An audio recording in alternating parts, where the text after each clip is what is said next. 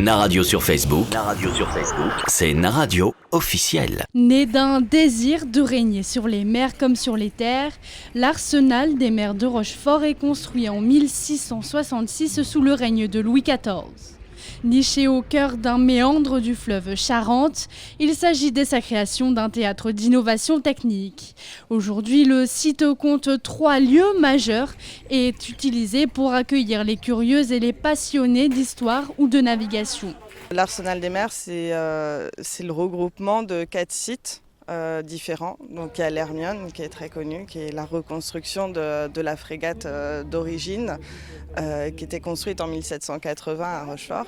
Et donc c'est une reconstruction qui a pris 17 ans et qui est aujourd'hui un vrai navire, donc c'est ce qu'on a derrière nous. Donc ça c'est l'association Hermione Lafayette.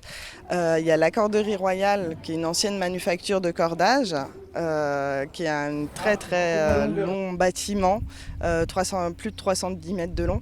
Et dans lequel on raconte comment on fabriquait les cordages au XVIIIe siècle, et au XVIIe et au XVIIIe à Rochefort. Et il y a le musée de la marine, le musée national de la marine, qui explique en fait, qui est un peu une introduction à tout ça, qui raconte l'histoire de l'arsenal de Rochefort, l'arsenal maritime, donc comment on fabriquait des navires à Rochefort.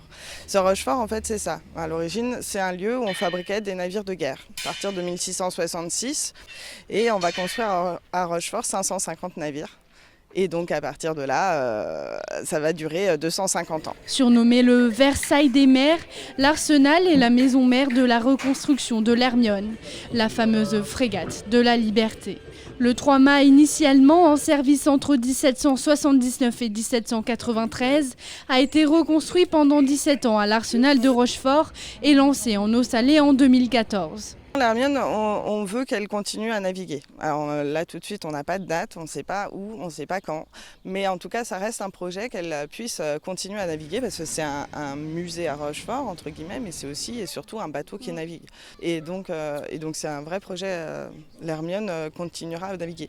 Lorsqu'elle est en mer, l'Hermione navigue grâce à ses voiles 90% du temps. Elles sont donc entretenues tout au long de l'année, en mer comme sur terre. La maintenance de 2100 mètres carrés de voile est cependant coûteuse et aujourd'hui l'association Hermione Lafayette a créé un financement participatif accessible depuis leur site internet. Naradio sur Facebook. C'est Naradio officiel.